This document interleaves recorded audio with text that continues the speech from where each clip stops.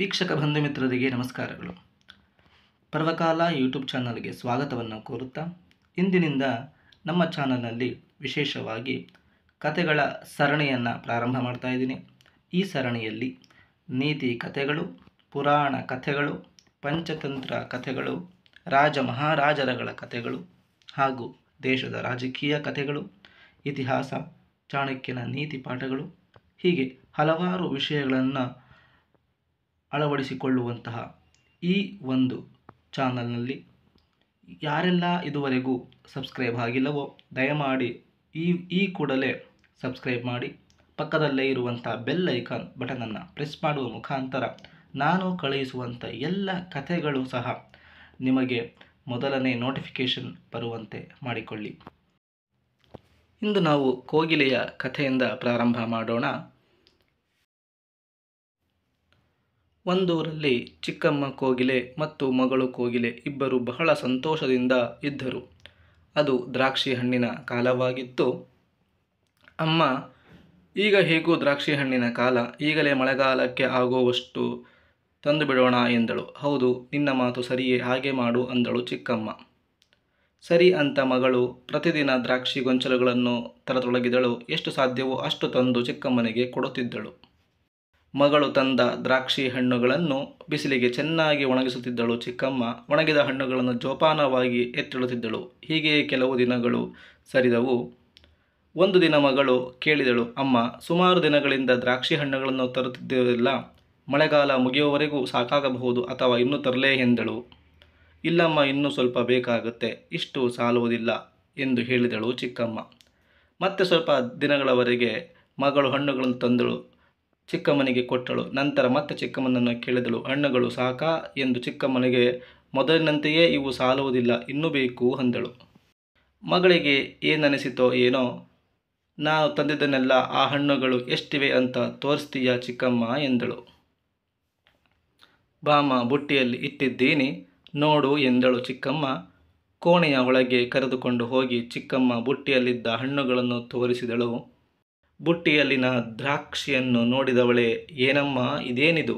ನಾನು ಎಷ್ಟೊಂದು ದ್ರಾಕ್ಷಿ ತಂದು ಕೊಟ್ಟಿದ್ದೀನಿ, ಇಷ್ಟು ದ್ರಾಕ್ಷಿವೆಯಲ್ಲ, ಮಿಕ್ಕಿದ್ದೆಲ್ಲ ಎಲ್ಲಿ ಹೋದ್ವು ಎಂದು ಸಿಟ್ಟಿನಿಂದ ಕೂಗಾಡತೊಡಗಿದಳು. ಇಲ್ಲಮ್ಮ, ನೀನು ತಂದಿದ್ದ ಎಲ್ಲ ದ್ರಾಕ್ಷಿನೂ ಒಣಗಿಸಿ ಇಟ್ಟಿದ್ದೀನಿ, ಒಣಗಿದ ಮೇಲೆ ಇಷ್ಟೇ ಆಗಿದ್ದು ಎಂದಳು ಚಿಕ್ಕಮ್ಮ. ಚಿಕ್ಕಮ್ಮನ ಮಾತುಗಳನ್ನು ಕೇಳಿಸಿಕೊಳ್ಳುವ ತಾಳ್ಮೆ ಇರಲಿಲ್ಲ ಮಗಳು ಕೋಗಿಲೆಗೆ. ಚಿಕ್ಕಮ್ಮ ಕೋಗಿಲೆಯ ಜೊತೆ ಜಗಳವನ್ನು ಶುರು ಮಾಡಿದಳು. ಮಗಳ ನಡವಳಿಕೆಯಿಂದ ಬೇಜಾರಾಗಿ ಚಿಕ್ಕಮ್ಮ ಮನೆ ಬಿಟ್ಟು ಹೋದಳು. ಮತ್ತೆ ದ್ರಾಕ್ಷಿ ಹಣ್ಣಿನ ಕಾಲ ಬಂದಿತು. ಕಳೆದ ಬಾರಿಯಂತೆ ಈ ಬಾರಿಯೂ ಮಗಳು ಕೋಗಿಲೆ ಹಣ್ಣುಗಳನ್ನು ತರತೊಡಗಿದಳು. ಆದರೆ ಈ ಬಾರಿ ದ್ರಾಕ್ಷಿ ಹಣ್ಣುಗಳನ್ನು ಒಣಗಿಸಲು ಕೋಗಿಲೆಯ ಚಿಕ್ಕಮ್ಮನಿರಲಿಲ್ಲ. ಮಗಳು ಕೋಗಿಲೆ ದ್ರಾಕ್ಷಿ ಹಣ್ಣುಗಳನ್ನು ತಂದು ಒಂದೆಡೆ ಇಡುತ್ತಿದ್ದಳು. ಸ್ವಲ್ಪ ದಿನಗಳ ನಂತರ ಹಣ್ಣುಗಳ ರಾಶಿಯನ್ನು ನೋಡಿದಳು. ಇನ್ನು ಸಾಕು, ಈ ವರ್ಷಕ್ಕೆ ಬೇಕಾದಷ್ಟಾಯಿತು ಎಂದುಕೊಂಡು ಹಣ್ಣು ತರುವುದನ್ನು ನಿಲ್ಲಿಸಿದಳು. ಒಂದರ ಮೇಲೊಂದರಂತೆ ದ್ರಾಕ್ಷಿ ಗೊಂಚಲುಗಳನ್ನು ಗುಡ್ಡೆ ಹಾಕಿದ್ದಳು. 4-6 ದಿನಗಳಲ್ಲಿ ಅವು ಒಂದೊಂದಾಗಿ ಕೊಳೆಯಲಾರಂಭಿಸಿದವು. ಇದನ್ನು ನೋಡಿದ ಕೋಗಿಲೆ ಅವುಗಳನ್ನೆಲ್ಲ ಗಾಳಿಗೆಂದು ಹೊರಗೆ ತಂದಿಟ್ಟಳು. ದ್ರಾಕ್ಷಿ ಹಣ್ಣುಗಳನ್ನು ಹೊರಗೆ ಇಟ್ಟು ತಾನು ಮನೆಗೆಲಸದಲ್ಲಿ ತೊಡಗಿದಳು. ಬಹಳ ಹೊತ್ತಿನಿಂದ ಮನೆಯ ಒಳಗೆ ಕೆಲಸದಲ್ಲಿ ತೊಡಗಿದ್ದವಳಿಗೆ ಇದ್ದಕ್ಕಿದ್ದ ಹಾಗೆ ಒಣಹಾಕಿದ್ದ ಹಣ್ಣುಗಳು ನೆನಪಾಯಿತು. ಆಗಲೇ ಸಂಜೆಯಾಗುತ್ತಾ ಬಂದಿತ್ತು. ಹಣ್ಣುಗಳನ್ನೆಲ್ಲ ಒಟ್ಟುಗೂಡಿಸಿದಳು. ಅವಳಿಗೆ ಹಣ್ಣುಗಳು ಕಡಿಮೆಯಾದಂತೆ ಭಾಸವಾಯಿತು. ಇರಲಿ ಎಂದು ಮತ್ತೆ ಮರುದಿನವೂ ಹಣ್ಣುಗಳನ್ನು ಹೊರಗೆ ಒಣಗಲು ಇಟ್ಟಳು. ಅಲ್ಲೇ ಕಾವಲು ಕಾಯುತ್ತಾ ಕುಳಿತುಕೊಂಡಳು. ಸಮಯ ಹೋದಂತೆಲ್ಲ ಹಣ್ಣುಗಳ ಪ್ರಮಾಣ ಕಡಿಮೆಯಾಗುತ್ತಾ ಬಂದಿತು. 2-3 ದಿನಗಳಲ್ಲಿ ಬಹಳಷ್ಟು ಹಣ್ಣುಗಳು ಗಾಳಿ ಬಿಸಿಲಿಗೆ ಒಣಗಿ ಸ್ವಲ್ಪವೇ ಆದವು. ತನ್ನೆದುರಿಗೆ ಹಣ್ಣುಗಳು ಒಣಗಿ ಕಡಿಮೆಯಾಗಿದ್ದನ್ನು ಕಂಡು ಬೆರಗಾದಳು. ಆಗ ಮಗಳು ಕೋಗಿಲೆಗೆ ತನ್ನ ಚಿಕ್ಕಮ್ಮನ ನೆನಪಾಯಿತು.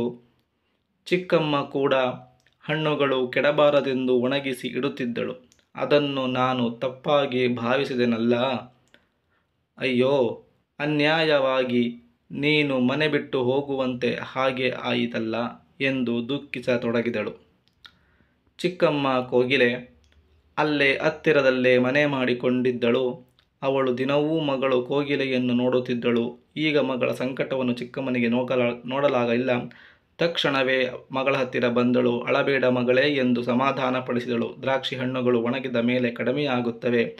ಈ ವಿಷಯ ನಿನಗೆ ಗೊತ್ತಾಗಲಿಲ್ಲ. ಮನೆ ಎಂದಳು. ನೀನೇನು ಚಿಂತಿಸಬೇಡ.